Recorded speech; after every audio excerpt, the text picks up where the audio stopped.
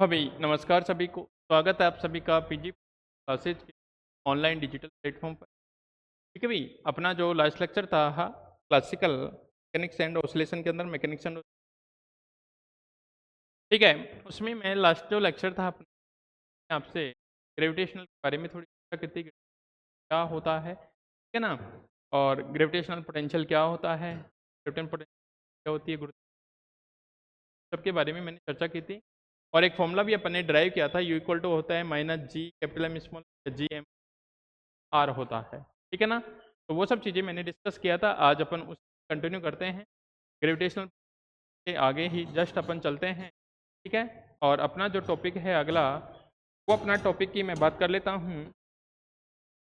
ये टॉपिक हो गया था क्या, बताएगा एक बार, कि पृथ्वी की सतह के निकट स्थित पिंड की स्थिति वाले टॉपिक के बारे में मैंने चर्चा कर ली थी है। एक बार सभी चेक करके देखेंगे, बाकी मैं बता देता हूँ, शायद मुझे पता है चैप्टर हो गया। एक मिनट देख देता हूँ।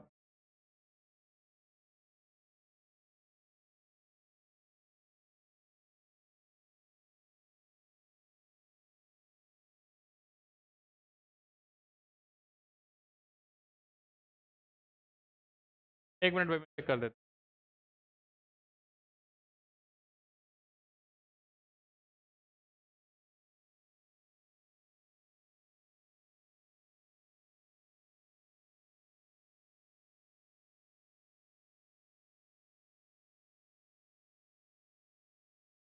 अभी पता लग जाएगा भाई, कमेंट्स करके बता। हाँ, ये अपन ने प्रूव कर दिया था यहाँ से, ये ग्रेविटेशनल फोर्स वगैरह पढ़ा था। तो क्या है, इसको अपन ने फोर्स बता दिया था, ठीक है, पता हो गई थी। और ग्रेविटेशनल पोटेंशियल एनर्जी, ठीक है। और ये वाला पृथ्वी की हाँ, ये वाला टॉपिक हो चुका था। ठीक भाई, ओके भाई, धन्यवाद। देखो भाई, आगे की बातें करते हैं अपन। हाँ भाई, देखो आगे की बातें करते हैं भाई अपन, ठीक है।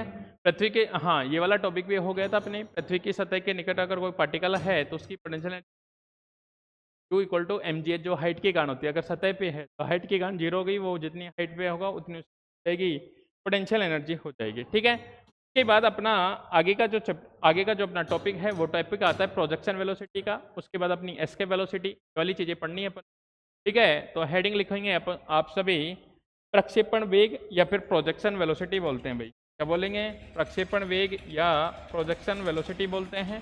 तो हेडिंग लिखिएगा आप सभी भाई, प्रक्षेपण वेग, प्रोजेक्शन, प्रक्षेपण वेग, और इसी को बोलते हैं प्रोजेक्शन। प्रक्षेपण वेग क्या होता है, प्रोजेक्शन वेलोसिटी क्या होती है। तो देखो, अपन जैसे ही अर्थ सरफेस पे किसी पार्टिकल को वी वेलोसिटी, ठीक है, मान लो मैंने इनिशियल वेलोसिटी को वी दी, तो वो पार्टिकल क्या करता है, जैसे जैसे ऊपर की ओर जाएगा तो ग्रेविटेशनल है। जब अर्थ सरफेस पे था वो पार्टिकल, तो उसकी जो पोटेंशियल एनर्जी जीरो।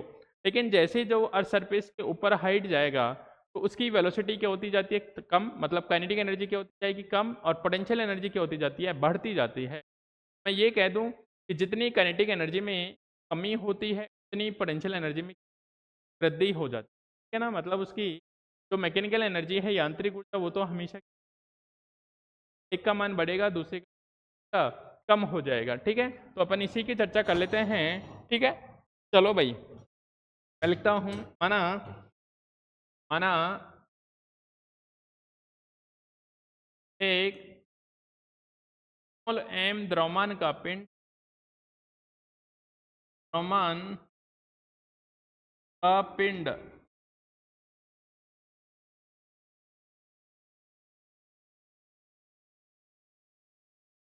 को, एक स्मॉल एम के पिंड को, के पिंड, स्मॉल एम द्रव्यमान के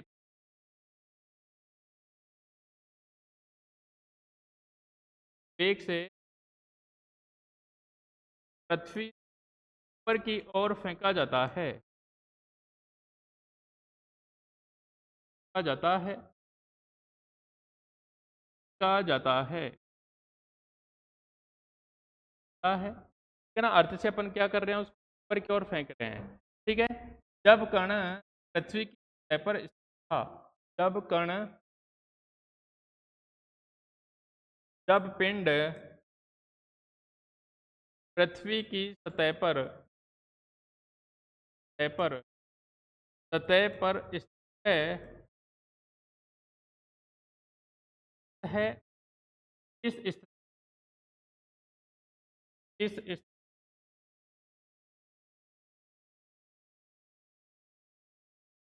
पिंड की कुल यांत्रिक ऊर्जा की कुल यांत्रिक ऊर्जा की गतिज ऊर्जा के रूप में की यांत्रिक ऊर्जा उसका के रूप में के रूप लेकिन जैसे जैसे कण ऊपर की ओर गति करता है, जैसे जैसे कण ऊपर की ओर गति करता है, ऊपर की ओर गति करता है कि गतिज ऊर्जा में कमी की गतिज ऊर्जा में कमी स्थितिज ऊर्जा में वृद्धि हो जाती है। गतिज ऊर्जा में कमी स्थितिज ऊर्जा में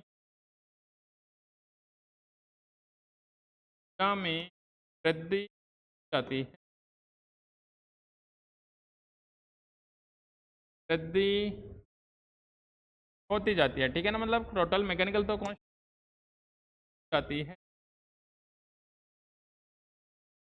ठीक है भाई। अर्थात हम कह सकते हैं,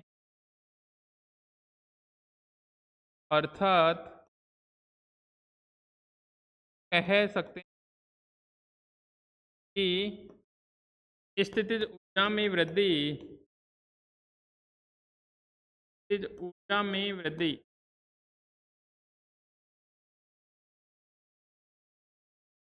इक्वल टू गतिज ऊर्जा में कमी।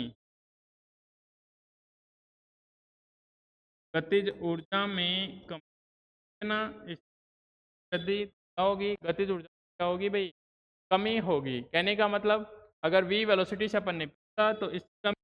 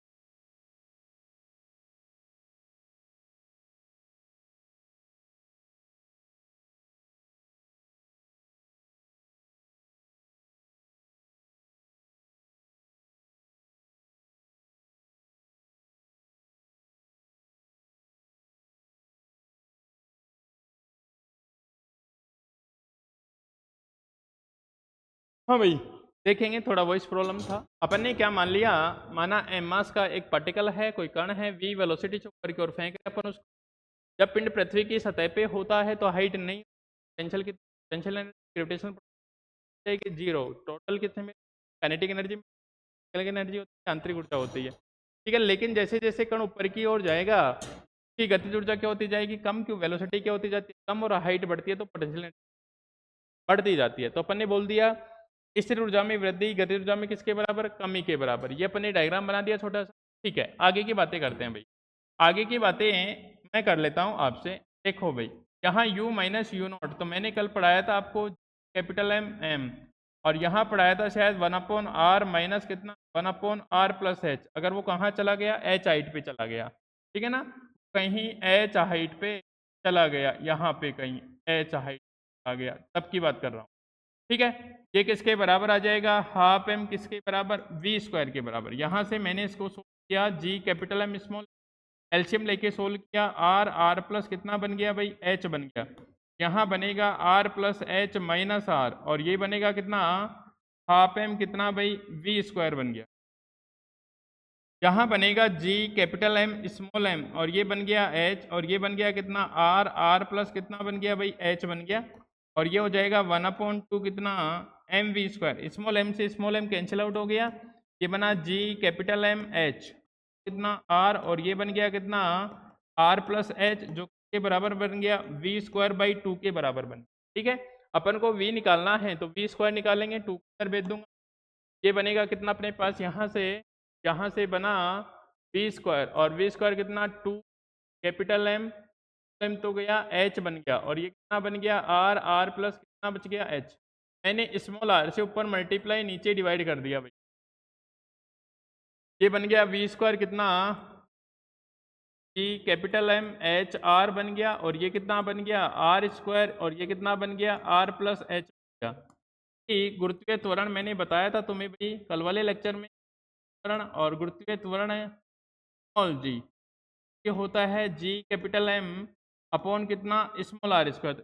जी capital M upon capital R square को कितना लिख दूँ, स्मॉल जी लिख दूँ, ये बन गया कितना, वी स्क्वायर कितना 2 एच आर अपॉन कितना बन गया भाई, एच प्लस आर बन गया। ठीक है, अगर यहाँ से मुझे v चाहिए तो v के लिए क्या कर दूंगा, रूट कर दूंगा, एच आर अपॉन कितना भाई, आर प्लस एच। प्राप्त समीकरण ये वाला जो भी आएगा अपना, कोई नंबर है क्या, नहीं है। प्राप्त समीकरण एक क्या कहलाएगा अपना, प्रक्षेपण वेग का सूत्र है, कहाँ पे, एच हाइट पे वेलोसिटी ना, अपन ने नीचे से फेंका, जैसे जैसे हाइट जाएगी वेलोसिटी क्या होती जाएगी, कम होती जाएगी। ठीक है, प्राप्त समीकरण एक, प्राप्त समीकरण एक, पिंड का एच ऊंचाई पर वेग है, एच ऊंचाई पर वेग है। ठीक है, अब अपन को अगर देखो, आपने एक फॉर्मूला पढ़ा होगा वही, हाँ अपन निकालते हैं ऐसे करके, V square equal to square minus कितना, अगर वो एच हाइट पे गया तो जी, U square equal to 2h। ठीक है, तो h बराबर कैसे निकालते हो, यू स्क्वायर अपॉन 2, ये वाला फॉर्मूला मैं यहाँ से प्रूव करवा दूंगा कि हाइट कितनी आएगी, जो आप यहाँ से निकालते हो यहाँ से भी निकाल सकते हैं ना। ठीक है, देखना कैसे निकालेंगे अपन, यहाँ से देखना भाई, अगर मैं बात करता हूँ यहाँ से तो वाली क्वेश्चन से लेके चलता हूँ, अपने पास क्या निकल के आया, अपने पास निकल के आया वी स्क्वायर इक्वल टू कितना 2g एच आर अपॉन कितना भाई, R plus H, cross multiply किया यहाँ से, ये बना वी स्क्वायर कितना आर प्लस एच, और ये बन गया कितना 2 एच आर बन गया। यहाँ से वी स्क्वायर, ये बन गया वी स्क्वायर आर प्लस कितना वी स्क्वायर एच, ये बन गया 2 एच आर बन गया, एच एच को एक तरफ ले लो, ये बन गया वी स्क्वायर आर, और ये बन गया कितना वी स्क्वायर एच माइनस का हो जाएगा, इधर बन गया 2 एच आर बन गया, यहाँ से वी स्क्वायर आर, और ये बन गया कितना भाई 2g को एच चाहिए, आर माइनस कितना हो जाएगा वी स्क्वायर, आर क्या मिल गया, कॉमन, एच कॉमन मिल गया, एच अपने पास क्या मिल गया, कॉमन। यहाँ से मैंने एच निकाला, और एच कितना निकला, V square R upon T R, और माइनस कितना भाई वी स्क्वायर, ये एच हाइट का फॉर्मूला। ये क्या है भाई, एच हाइट का फॉर्मूला है कि अगर अपन उसको वी वेलोसिटी से देखेंगे कितनी हाइट पे जाएगा, एच ऊंचाई पे जाएगा। ठीक है ना भाई, प्राप्त समीकरण दो, प्राप्त समीकरण दो, प्रक्षेपण वेग v के लिए, प्राप्त समीकरण दो, प्रक्षेपण वेग v के लिए h ऊंचाई का सूत्र है। ठीक है भाई, कितनी ऊंचाई पे जाएगा, कितनी हाइट तय करेगा वो। ठीक है, अब देखो अपन वो वाला केस की बात कर लेते हैं। अगर मैं मानूं कि जो अपना वी स्क्वायर है वो 2r की कंपेयर में बहुत कम है। ठीक है, मैं मान लेता हूं माना यदि माना V square is very very less than कितना r, तो मैं वी स्क्वायर को उसके कंपेयर में क्या कर सकता हूँ, नेगलेक्ट कर सकता हूँ। तो h equal V square r, ये बनेगा भाई वी स्क्वायर आर अपन कितना टी आर बनेगा, आर से आर कैंसिल आउट हो जाएगा, एच इक्वल टू बन जाएगा वी स्क्वायर अपॉन ये चीज़ें निकल के आएगी आपकी। ठीक है भाई, ये चीज़ें आपकी क्या आएगी, निकल के आएगी। ठीक है, अगर यहाँ से वी स्क्वायर निकालना चाहो तो वी स्क्वायर इक्वल टू कितना बताओ, देखो 2gh, और वी इक्वल टू कितना हो जाएगा √2h, ये वाला फॉर्मूला भी निकालते होंगे। अब जैसे जैसे h वेरी करेगा तो वैसे कम ज़्यादा होती, कम होती, ये वाली चीज़ें है। ठीक है ना, वहाँ से ये एच हाइट पे भी वेलोसिटी का फॉर्मूला निकालते थे अपन। ये था अपना प्रक्षेपण वेग। ठीक है ना, जिस वेलोसिटी से पार्टिकल को देखते हैं वो इस प्रक्षेपण वेग होती है, किया नीचे से। ठीक है भाई, तो ये अपना प्रक्षेपण वेग था।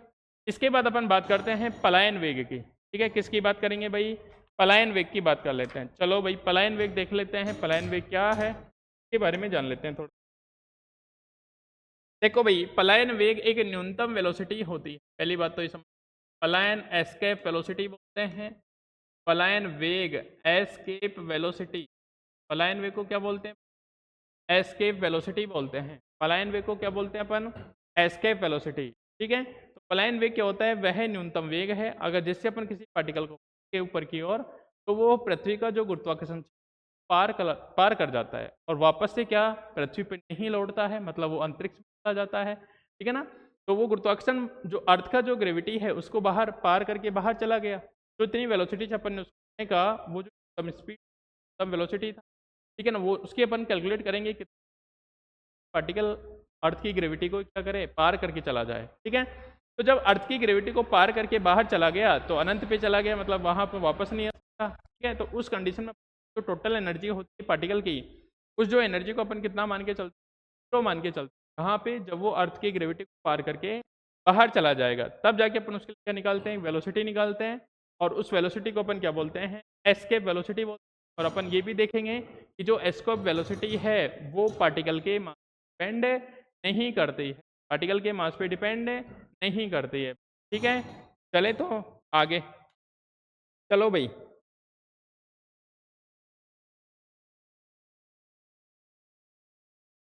देखो भाई, तो लिखो परिभाषा लिखना भाई सभी। वह न्यूनतम वेग, वह न्यूनतम वेग, वह न्यूनतम वेग जिससे किसी कण को पृथ्वी तय से फेंकने पर, पृथ्वी तय से जैसे ऊपर की ओर फेंकने,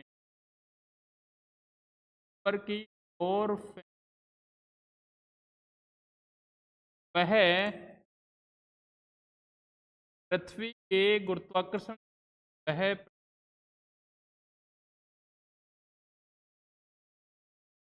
वह पृथ्वी के गुरुत्वाकर्षण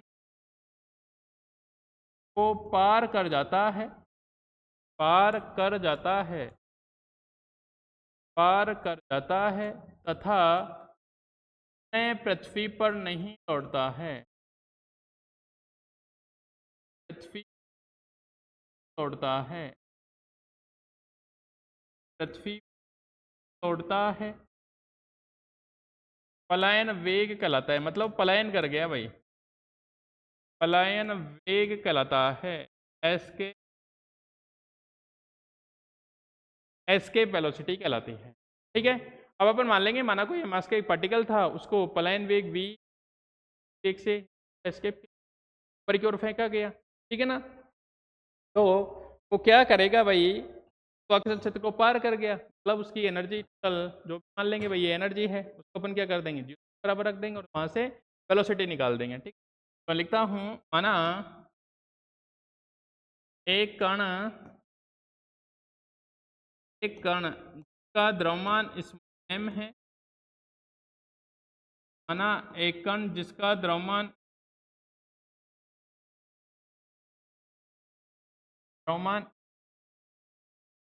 जैसे पृथ्वी सतह से VE फॉर एस्केप, जैसे VE वेग से ऊपर की ओर फेंका जाता है, ऊपर की ओर फेंका जाता है, फेंका जाता है, तब कण की कुल ऊर्जा, कण की यांत्रिक ऊर्जा, यांत्रिक ऊर्जा भाई, यांत्रिक ऊर्जा कितनी हो जाएगी उसकी, हो जाएगी kinetic half M V square, और पोटेंशियल कितना capital M small M R. ठीक है भाई, ये capital M small M upon कितना आर, अर्थ की सरफेस की बात कर रहा हूँ, अर्थ की रेडियस की बात करूंगा हाँ भाई, अर्थ की सरफेस की बात कर रहा हूँ तो अर्थ की रेडियस की बात करूंगा, नंबर कितना हो गया 1 हो गया ना जी। एम क्या है आर के में, ये पता है ना, कैपिटल वाला पृथ्वी का द्रव्यमान और पृथ्वी की त्रिज्या है। ठीक है, अब जब उसको ऊपर की ओर फेंका गया ये, ठीक है, तो मैं लिखता हूँ जब कण पृथ्वी के गुरुत्वाकर्षण बल को पार कर जाता है वापस नहीं, इसका मतलब अनंत पे चला जाता है, तो एनर्जी 0 हो जाती है ना, एनर्जी कितनी हो जाती है 0। मैं लिखता हूँ जब कण पृथ्वी के गुरुत्वाकर्षण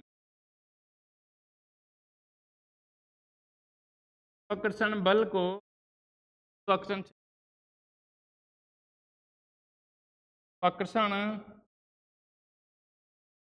क्षेत्र को पार कर अनंत पर चला जाता है, पार कर अनंत पर चला जाता है, चला जाता है, इस स्थिति में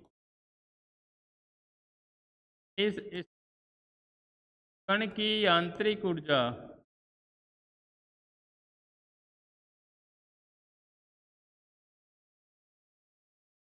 कण की यांत्रिक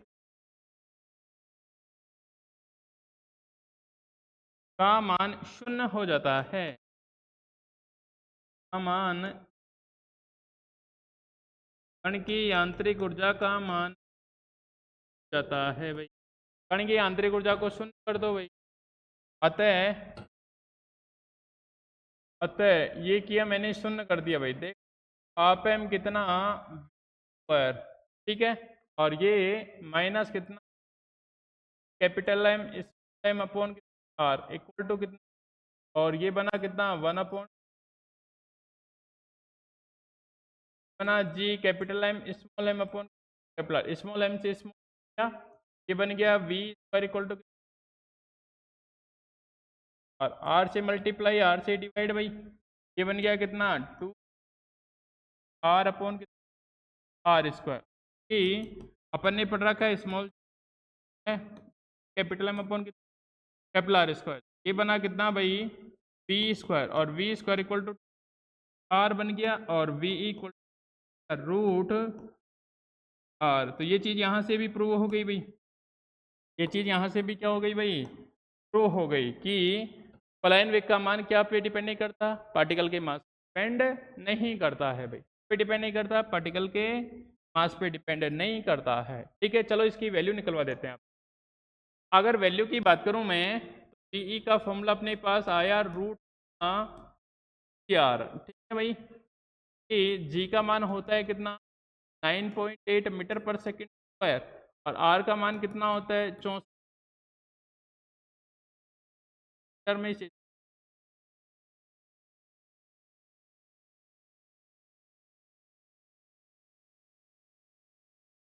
तो 10⁻⁴ कितना 3 मीटर हो जाएगा। जब ये वैल्यू आप रखोगे सर वी रूट निकालोगे 2 इंटू कितना 9.8 इंटू 10 टू पावर कितना 3, यहाँ से वी निकल के आएगा भाई 11 पॉइंट किलोमीटर है भाई, इसी का ध्यान रखना, ना कि मीटर लिख के आ जाओ, किलोमीटर में है। अगर 1 सेकंड में तुम पार्टिकल को ऊपर की ओर फेंक देते हो, ऊपर की ओर फेंक देते हो, वो क्या करेगा, अर्थ की ग्रेविटी को पार करके चला जाएगा, वापस नहीं आ पाएगा। ठीक है, तो आप क्या बोलोगे, पलायन वेग बोलेंगे। और पलायन वेग के यहाँ से समझ भी आ रहा है कि यहाँ पलायन वेग का मान कण के द्रव्यमान पे डिपेंड नहीं करता, इसमें जैसी क्रम नहीं आ रही है। अतः पलायन वेग का मान, पलायन वेग का मान कण के द्रव्यमान पर निर्भर नहीं करता है, या पिंड के द्रव्यमान पर, कण के द्रव्यमान पर निर्भर नहीं करता है भाई, निर्भर नहीं करता है। ये हो गया भाई। ठीक है, ये आपकी क्या थी भाई, एस्केप वेलोसिटी, ये आपकी क्या थी भाई, एस्केप वेलोसिटी थी। ठीक है भाई, ये अपना ग्रेविटेशनल फील्ड वाला पोर्शन हुआ। अब अपन ग्रेविटेशनल पोटेंशियल की बात करेंगे। ठीक है, गुरुत्वीय विभव की बात करेंगे, विभव क्या चीज़, कैसे होती है, उन सब की चर्चा करेंगे। तो यहाँ तक कोई दिक्कत हो किसी, बोलेंगे भाई, लिखो एक बार इसको अगर लिखना चाहो तो।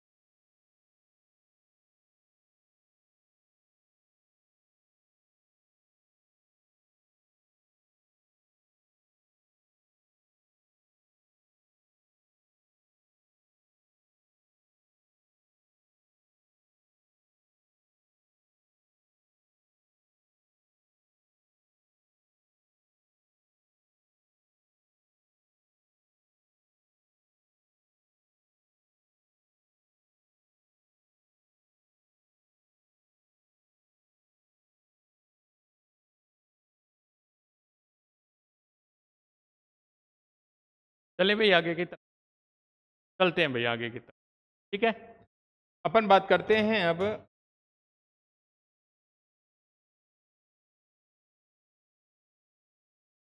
हाँ भाई इसी में बात कर लो क्या, इसी में बात कर लेता हूँ भाई।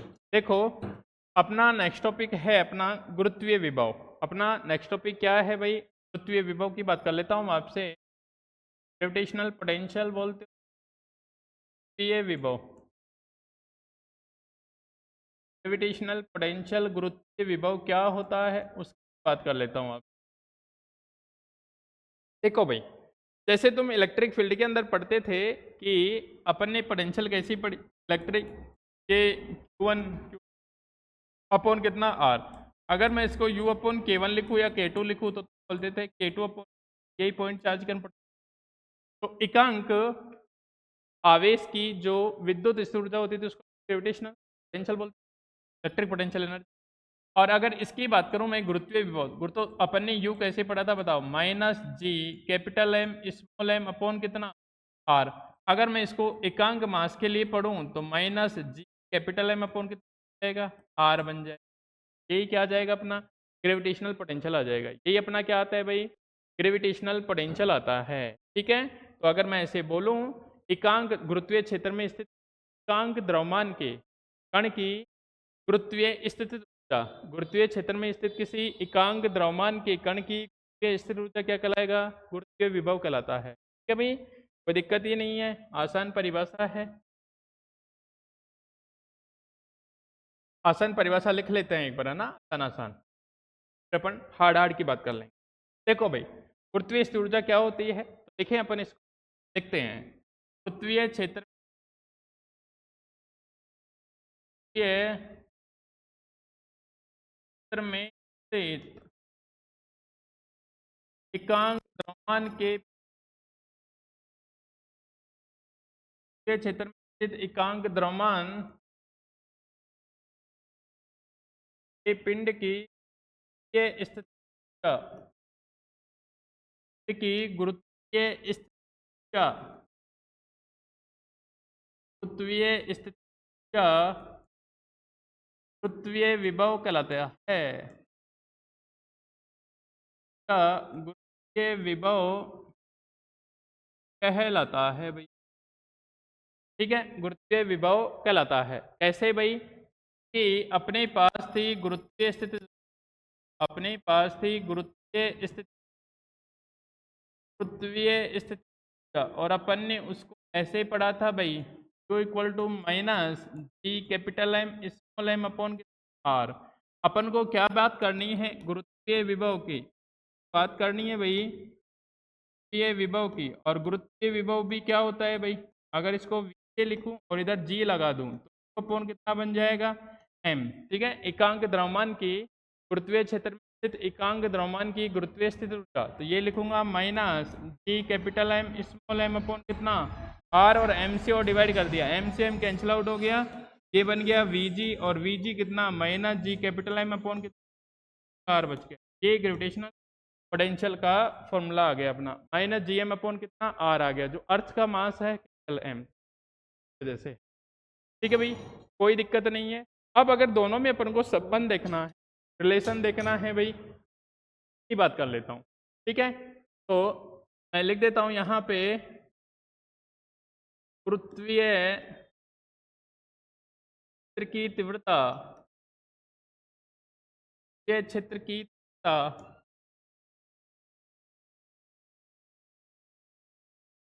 ये क्षेत्र और तीव्रता कितनी था गुरुत्वीय विभव में संबंध भाई, ये विभव में विभव में ये विभव कितना Vg। ठीक है, दोनों के बीच रिलेशन क्या होता है?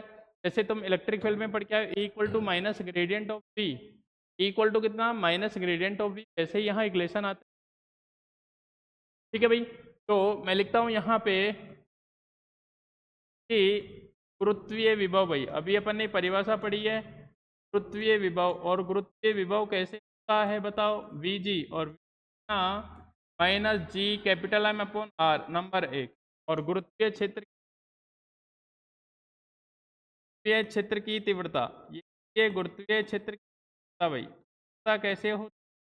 तीव्रता ऐसे पढ़ा था ई जी माइनस जी एम कौन कितना भाई? आर स्क्वायर, ऐसे पढ़ा था अपन ने, आर स्क्वायर नंबर 2। मैंने क्या किया, समीकरण 1 का अवकलन से, क्या भाई? समीकरण 1 के अवकलन, 1 का अवकलन से समीकरण 1 का मैंने क्या किया?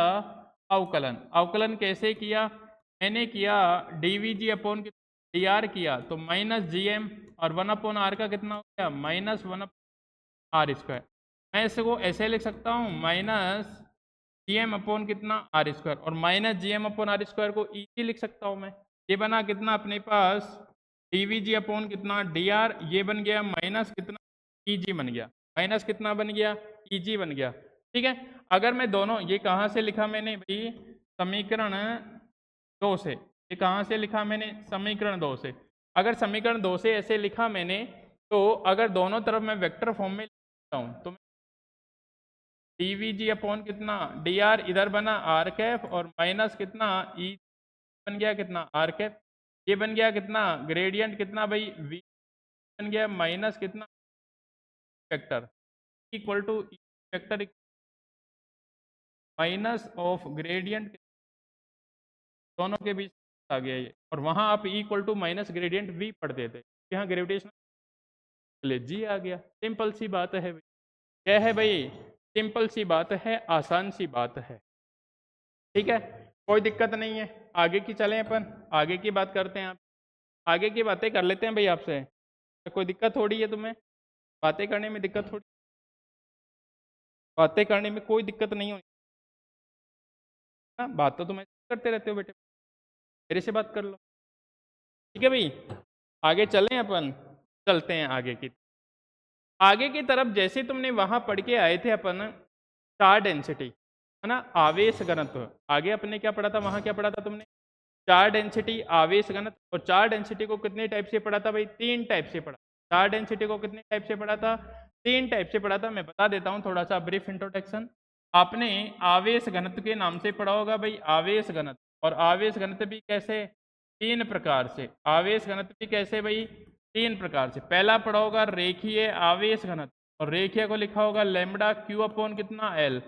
लैम्बडा इक्वल टू कितना, डी क्यू अपॉन कितना डी एल। अगर डी क्यू की बात करता हूं तो लैम्बडा कितना बनेगा, डी एल इंटीग्रेशन किया तो टोटल आ जाएगा। दूसरा पढ़ा होगा पृष्ठीय, जो सिग्मा से लिखा होगा, और सिग्मा इक्वल टू कितना है, क्यू अपॉन एकांक क्षेत्र के आवेश को अपन ने क्या बोल दिया, पृष्ठ आवेश घनत्व सिग्मा। अगर स्मॉल की बात की तो ये हो जाएगा डी क्यू अपॉन कितना D A. D Q equal to कितना हो जाएगा, सिग्मा डी ए बन जाएगा। इंटीग्रेशन किया तो टोटल आ जाएगा। तीसरा आपने पढ़ा होगा रो, वॉल्यूम टू अपॉन कितना वी, एकांक आयतन के आवेश को क्या बोलेगा, आयतन आवेश घनत्व बोलेगा। अगर स्मॉल की बात करूंगा तो रो इक्वल टू कितना, डी क्यू अपॉन कितना हो जाएगा डीवी। अगर डी क्यू की बात कर दी तो रो डीवी, और टोटल चाहिए तो इंटीग्रेशन। ऐसे 3 टाइप से पढ़े हो, कोई दिक्कत नहीं है। उसी प्रकार से में जो मास डेंसिटी है, द्रव्यमान घनत्व, वो भी 3 टाइप से होती है सेम ही। चार्ज की जगह क्या आ जाएगा, ओनली मास आ जाएगा। चार्ज की जगह क्या आ जाएगा भाई, ओनली मास आ जाएगा। ठीक है, तो एक बार जान लेते हैं, अपने काम आएगी आगे।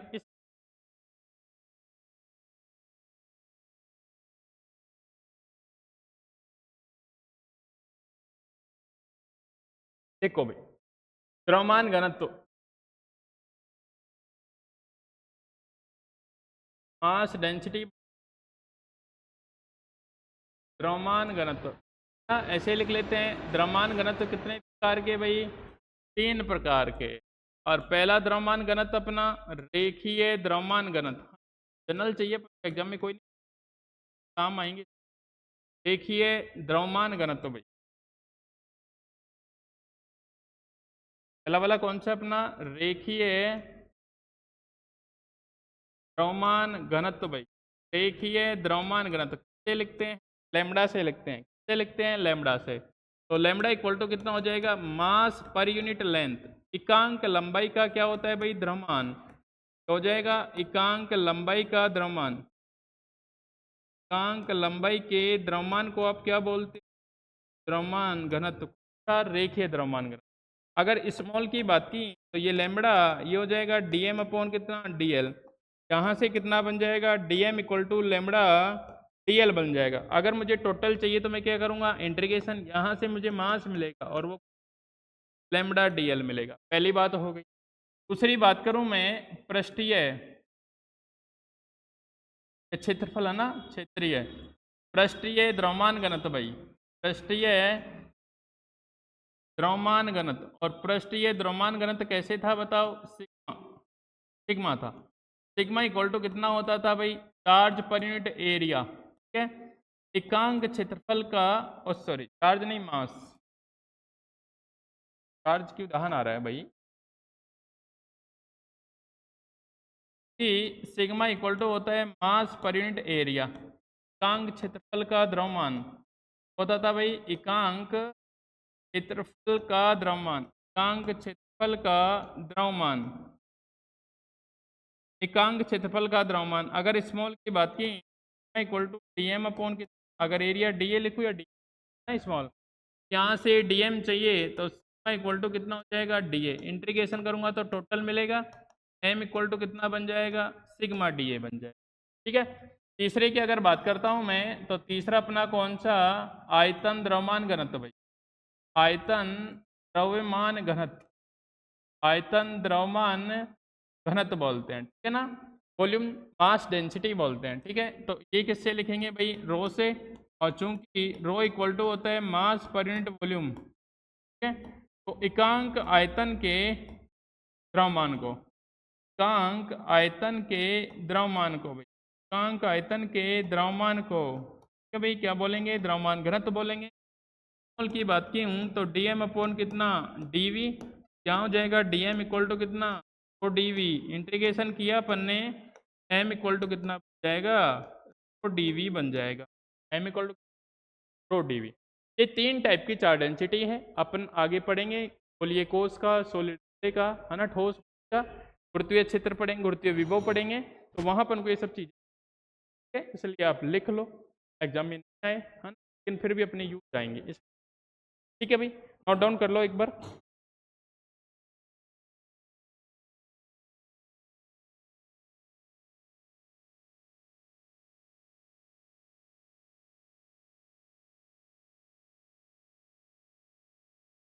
हाँ भाई, आज के लिए ये सारी चीज़ें देखते रहना, साथ साथ पढ़ते रहना, और फिर भी चैनल को शेयर सब्सक्राइब करो ज़्यादा से ज़्यादा, है ना, ताकि ज़्यादा से ज़्यादा बच्चे पढ़ सके। ठीक है, तो ये चीज़ें हैं, बाकी अपन कल वाले लेक्चर में गोलीय कोष, कोष गोला, है ना, खोखला गोला, ये सब चीज़ें क्या होती हैं और उनका अपन ग्रेविटेशन। ठीक है भाई, आज के लिए इतना ही, कल मिलते हैं आप।